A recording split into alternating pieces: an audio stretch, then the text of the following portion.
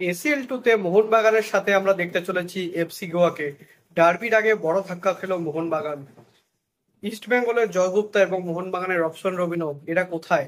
তো hello guys, welcome to channel Bong FC নতুন ভিডিওতে আপনার সবাই কারো স্বাগত। আজকে আমি নিয়ে এসেছি ইন্ডিয়ান ফুটবল আপডেটস আরোটি পর্ব। তো চলুন একদম দেরি না করে আজকে ভিডিওটা শুরু করা যাক। সুতরাং গতকাল কিন্তু ছিল এফসি গোয়া বনাম আলশিবের মধ্যে এসিএল 2 এর যোগ্যতা নির্ধারণী ম্যাচ। এই ম্যাচটা এফসি গোয়া 2-1 গোলে জিতে গিয়েছে এবং তারা কিন্তু কোয়ালিফাই করে গেল এসিএল 2 এর গ্রুপ লিগের জন্য। আর ওইদিকে তারা কিন্তু নেমে গেল এএফসি চ্যালেঞ্জার্স লিগে। তো ইন্ডিয়ার ফুটবলের জন্য খুবই ভালো খবর, কারণ মোহনবাগান এবং গোয়া ইন্ডিয়ান ফুটবলের দুই সেরা দল। তারা কিন্তু ভারতকে প্রতিনিধিত্ব করবে এসিএল 2 এর মঞ্চে এই বছর, তো 2025-26 সিজনে। তো আগামীকাল 15ই আগস্ট দুপুর 12:30 থেকে কিন্তু ড্র আছে। তো সেই ড্রতে কিন্তু আমরা জানতে পারবো কোন গ্রুপে ভাগ হবে মোহনবাগান এবং এফসি গোয়া।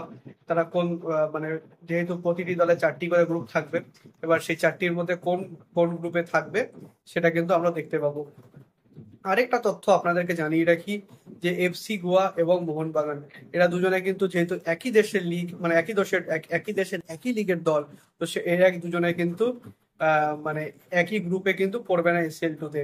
তো এটাও একটু মানে কিন্তু ইন্ডিয়ার ফুটবলের জন্য বেশ ভালো খবর, কারণ দুজনে কিন্তু ইন্ডিভিজুয়ালি তারা কিন্তু পয়েন্ট সংগ্রহ করতে পারে আমাদের ইন্ডিয়ার জন্য, এবং আমরা চাইবো দুটি দল যেন এশিয়ার মঞ্চে এই বছর ভালো পারফর্ম করে। পরবর্তী আপডেটটা কিন্তু ডার্বি নিয়ে। তো ডার্বির টিকিট কিন্তু আপনারা সকলেই জানেন যে ডার্বির টিকিট তো ছেড়ে দিয়েছে আজকে থেকেই, কিন্তু সকাল 11টা থেকে। এখন ভিডিওটা আমি হয়তো বিকেল বেলা আপনারা দেখতে পাবেন, কিন্তু আজ থেকেই কিন্তু আপনারা ডার্বির টিকিট দেখতে পেয়ে যাবেন অনলাইনে বুক মাই শোতে, এবং অফলাইনে আপনারা ইস্ট বেঙ্গল এবং মোহনবাগান ক্লাব তাবুতে গিয়ে টিকিট কাটতে পারেন। এবং যারা অনলাইনে টিকিট কাটছেন তারা কিন্তু মোহামেডানের বক্স অফিসে গিয়ে সেই টিকিটটা কিন্তু রিডিম করতে পারেন। আপনারা সমস্ত আপডেট কিন্তু ডুরান্ড কাপের অফিসিয়াল পেজে পেয়ে যাবেন। কবে কবে কবে কবে মানে আমরা আপনাদের টিকিট রিডিম করতে হবে যারা অনলাইনে টিকিট কাটছেন। তো সেখান থেকে আপনারা একবার চেক করে নিতে পারেন, আমি পারলে কমেন্ট বক্সে ডুরান্ডের অফিসিয়াল পেজে লিংক দিয়ে দেবো। আর সেখানে কিন্তু ইস্ট বেঙ্গল এবং মোহনবাগান 17 তারিখের ডার্বিতে যে মুখোমুখি হবে, তার আগে কিন্তু ইস্ট বেঙ্গল বেশ চনমনে মেজাজে আছে।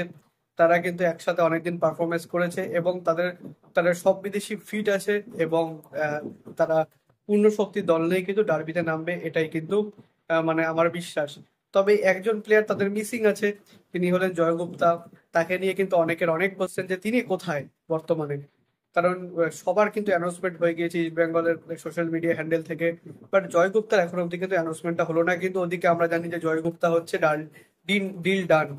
তো বন্ধুরা, কোনো চিন্তা করার বিষয় নেই। জয়গুপ্তা কে এখন বর্তমানে তার যেহেতু ইনজুরি রয়েছে, তো তিনি নিজের রিহাবটা কমপ্লিট করছেন, এবং তিনি যখনই ফিট হবেন তিনি কিন্তু কলকাতায় চলে আসবেন। এবং মোস্ট প্রবলি হয়তো পরের সপ্তাহের মধ্যেই তার কলকাতায় আসার কথা। এসে তিনি মেডিকেল টেস্ট দেবেন।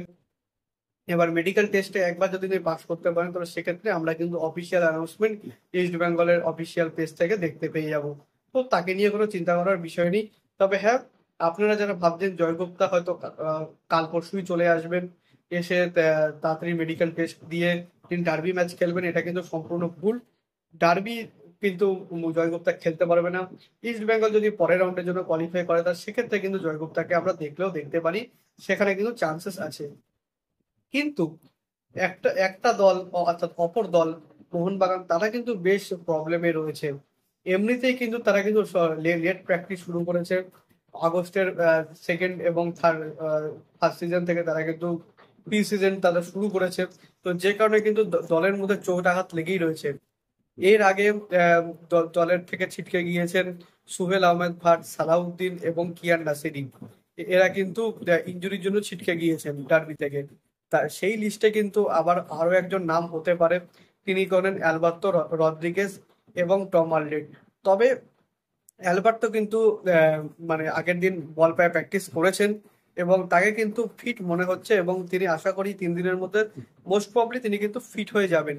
এবং মোহনবাগানের একটা ভালো আপডেট, সেটা হচ্ছে দীপেন্দু, তিনি কিন্তু এই ম্যাচে গোল মানে ডিফেন্স লাইন তিনি কিন্তু খেলতে পারবেন, যেহেতু তার সাসপেনশনটা তিনি কাটিয়ে ফেলেছেন।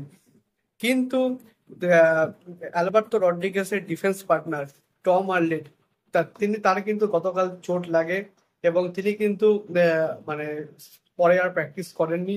তিনি সাইড লাইনে বসেছিলেন। কিন্তু তার চোটটা কতটা গুরুতর এখনো অব্দি কিন্তু জানা যায়নি। কিন্তু মানে যতটা আমরা বিভিন্ন পরিচিত মহল থেকে জানতে পারছি, তার ইনজুরি কিন্তু খুব গুরুতর নয়। তিনি একটু রেস্ট নিলে তিনি কিন্তু ফিট হয়ে যাবেন, পরের ম্যাচ তিনি কিন্তু খেলতে পারবেন। আর অপরজন যার কিন্তু ইনজুরি হয়েছে তিনি হলেন সমর্থকদের নয়নের মণি দিমিত্রি পেতাদস। তিনি কিন্তু সবশেষে এসেছিলেন বিদেশি হিসাবে, বাট তার পায়ে কিন্তু গতকাল বরফ বাঁধা ছিল প্র্যাকটিসের সময়। তো সেই প্র্যাকটিস তিনি কিন্তু অল্প করে তারপর পায়ে বরফ বেঁধে তিনি কিন্তু সাইড লাইনে বসেছিলেন। তো যে কারণে হয়তো ধারণা করা হচ্ছে যে তারও কিন্তু একটা সামান্য ছোট ইনজুরি থাকতে পারে। কিন্তু সেখানেও আমরা কিন্তু একটা আপডেট পাচ্ছি যে তার ইনজুরিটাও কিন্তু খুব একটা গুরুতর নয়। যেহেতু তিনি সব থেকে লেটে প্র্যাকটিস শুরু করেছে, তো সে কারণে তার ফিটনেসের ঘাটতি রয়েছে এবং সেই কারণেই হয়তো তিনি স্টেজটা নিতে পারছেন না। তবে ডার্বির আগে তিনি মোস্ট প্রবাবলি ফিট হয়ে যাবেন এবং ডার্বি ম্যাচটা তিনি কিন্তু খেলতে পারবেন, এটাই কিন্তু আমরা আপডেট পাচ্ছি। সর্বশেষ আপডেটটাও কিন্তু মোহনবাগানকে নিয়ে।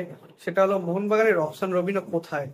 মোহনবাগানের সব পাঁচটা বিদেশি কিন্তু সই হয়ে গিয়েছিল, বাকি সব দলগুলি কিন্তু তাদের বিদেশি কোটা কমপ্লিট করে ফেলেছে। বাট মোহনবাগান কিন্তু এখনো আগস্টের আহ, মাঝামাঝি এসেও কিন্তু ষষ্ঠ বিদেশি অ্যানাউন্স করতে পারলো না। আমরা সকলেই জানি যে রবসান রবিনো তিনি কিন্তু মোহনবাগানের সঙ্গে চুক্তি করে ফেলেছেন। আর বিভিন্ন বড় বড় সোশ্যাল মিডিয়া মানে যারা মোহনবাগানের বিশ্বস্ত পেজ তাদের থেকেও কিন্তু আমরা এই আপডেটটা পেয়েছি যে মোহনবাগানের কিন্তু রবসান রবিনো ডিল ডান।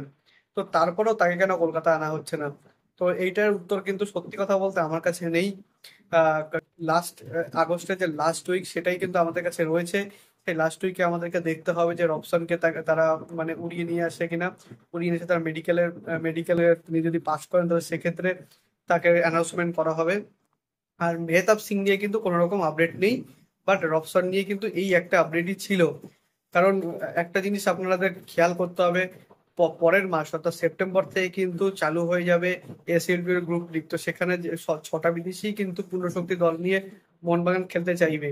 তো সেক্ষেত্রে কিন্তু মোহনবাগান খুব করে চাইবে যেন আগস্টের মধ্যেই তারা ছয় বিদেশির কোটা সম্পূর্ণ করে ফেলতে পারে। বাট এইটা আমার পার্সোনাল মতামত। আপনাদের কি মনে হয় আমাকে তো অবশ্যই কমেন্টে জানাবেন। সো এইটুকুনি ছিল আজকের আপডেট ভিডিও। যদি ভিডিওটা ভালো লাগে থাকে ভিডিও অবশ্যই লাইক করবেন, চ্যানেলকে সাবস্ক্রাইব করে বেল আইকনটা অবশ্যই প্রেস করে দেবেন আমাদের সমস্ত ভিডিও আপডেট ও নোটিফিকেশন সবার আগে পাওয়ার জন্য। এছাড়া আপনারা সোশ্যাল মিডিয়া হ্যান্ডেল ফলো করতে পারেন, লিংক আমি ডিসক্রিপশনে ফার্স্ট করে দিয়ে রাখবো, মেক শিওর ফলো দেন। আর দেখা হচ্ছে পরের ভিডিওতে। আপাতত বাই বাই।